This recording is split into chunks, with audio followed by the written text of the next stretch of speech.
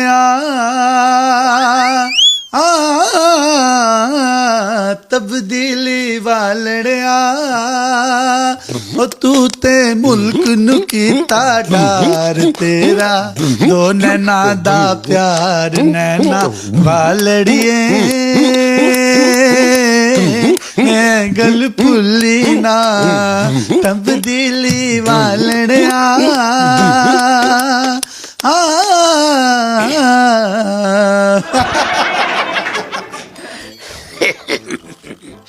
बेबे अगर तार भी है पुत्रे किस तरह तारी बकरे बकरा मुंह है अरे बच्चे मौत दे बच्चे किस लिए आई अरे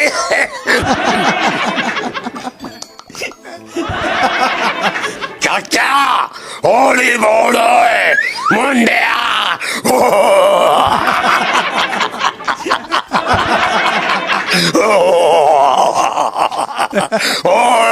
ओए छी छी छी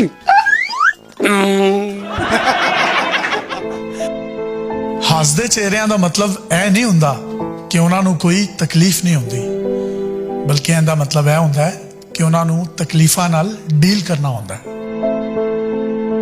अस्सलाम वालेकुम जी, डेली पाकिस्तान के पॉडकास्ट के साथ यासर शामी आपके खिदमत में हाजिर है। आज स्क्रीन की दूसरी विंडो में जो आप शख्सियत देख रहे हैं, इनकी उम्र 80 साल है। इनका नाम गुलाम अब्बास है और लोग इनको चमकीला चमकीला कहते हैं। इस शख्स ने शादी नहीं की। नाइब कासिद के तौर पर, जिसको दूसरे लफ्जों में एक बड़े तज़हीक आमेज जो एक वर्ड है जो आमतौर पर इनके लिए इस्तेमाल होता है, उनको चपड़ासी कहा जाता है। तो ये टाउन हॉल जो कि माल रोड पर वाक़ है, वहाँ काम करते हैं। इनके 3 भाई हैं। एक छोटा भाई है, उसकी शुगर की वजह से टांग कट गई है।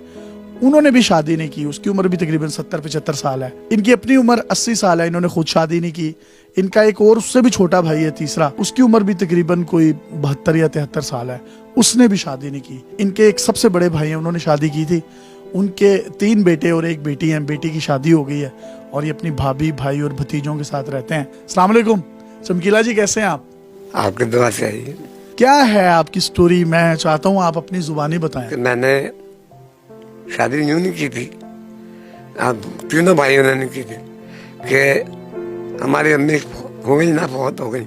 अब उसके बाद फिर अब्बू भी बहुत हो गए। मैं सारी रात अपना अस्पताल में रहता था, जमीन में सोता था। जब माँ बाप सिर पे हों तो शेरे के फूल भी खिलते हैं, और जब माँ बाप ना हो तो फिर शेरे के फूल भी मुरझा जाते हैं। कौन पूछने वाला होता है? कोई नहीं पूछता। मैंने सारी जिंदगी अपनी गुजार दी है। जब मैं लंदन गया था तो मेरी माँ शुगर की मरीज थी, अस्पताल में दाखिल किया। उस वक्त मुझे उन्होंने फोन किया कि उनकी तबीयत बहुत खराब है। मैं सीधा लंदन से लाहौर आ गया। उसी वक्त लाहौर पहुंचा वहाँ से, सारे काम छोड़ के। सारा काम छोड़ के।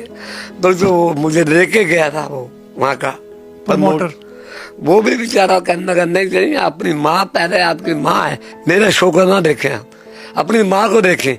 आपकी माँ जो है वो मेरी माँ भी है। टिकट दे के दिया, बॉडी कार्ड मेरे हाथ में दिया और मुझे कहा जाए आप, इधर छोड़े, ये शो होते रहते हैं। मैं ट्रेन के नीचे आ गया था। अच्छा। तो ये आज मैं जिंदगी जो है, मेरे माँ बाप की दी मुझे जिंदगी है दोबारा दी हुई है कि मैं कब्रिस्तान जाता रहता हूँ अपने माँ बाप की कब्र में। आज भी जाते हैं कब्रिस्तान? गिनना जाता हूँ मैं माँ बाप के कदमों में उनके जाता हूँ तो मुझे राहत मिलती है। और इतनी राहत मिलती है मुझे कि मैं घर में देखता हूँ तो मुझे कुछ ऐसा नजर नहीं आता, कुछ दिख के आ रहा है। लेकिन जब कब्रिस्तान जाता हूँ तो माँ के कदमों में जाता हूँ और फातिहा पढ़ता हूँ तो मुझे बारिश नहीं आता कि मुझे जिंदगी दोबारा मिल जाती है वहाँ पे। आपने शादी नहीं की, बच्चों को मिस करते हैं? कभी सोचा नहीं कि पहाड़ जैसी जिंदगी है, कोई हमसफर होना चाहिए? नहीं, मैं कोई मिस नहीं करता। मैं कहा ठीक है, नहीं हुई तो कोई बात नहीं, लेकिन माँ बाप ही हैं बस। मैं तो ये समझता हूँ, जब माँ बाप होते तो मैं शादी करता। माँ के होते हुए चेहरा मेरा खिलता, मेरी माँ भी देखती कि कैसे मतलब बंदे की खुशी होती है। तो मेरे माँ बाप ने ये ना किसी ना चेहरे के फूल खिलते, वो तो मुरझा गए सब कुछ।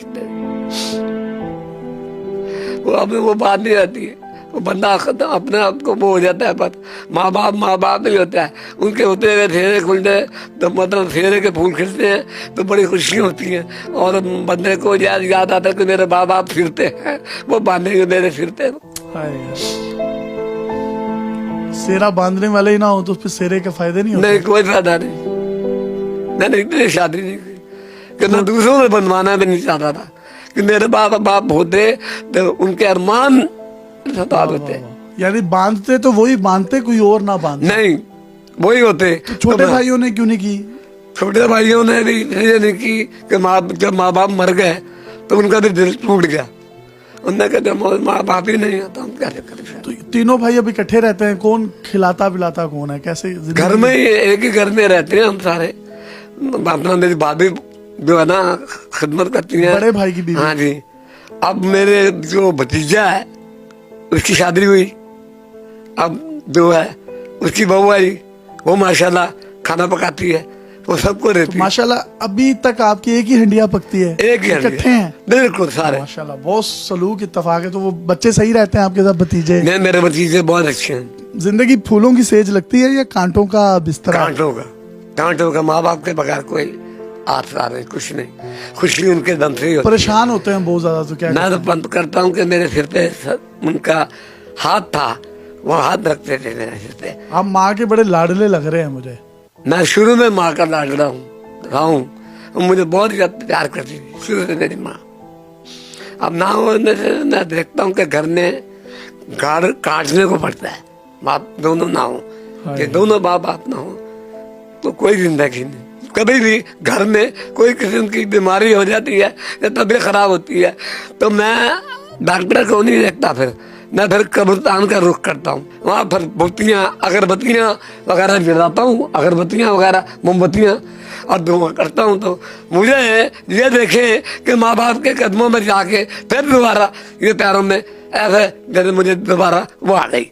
वाह वाह वाह वाह। जो मेरी अम्मी की कब्र है ना वो धस गई, उसे पक्का कराना चाहता हूँ। आपकी अम्मी की कब्र कितने में पक्की हो जाएगी? 10,000 तो लगेगा। 10,000 रुपए लगेगा?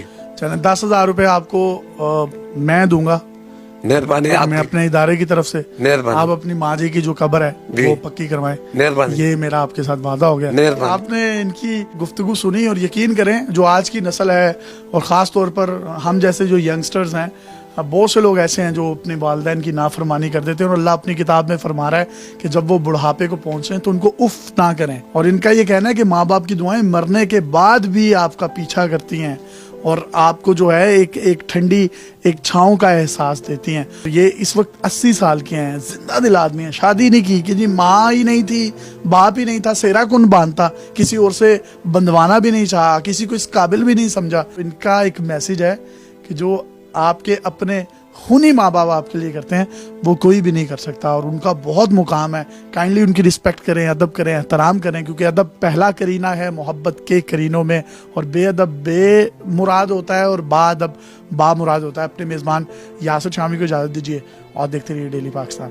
फिर पॉडकास्ट में आपके साथ किसी ऐसे ही अजीम इंसान के साथ हाजिर होंगे। तब तक के लिए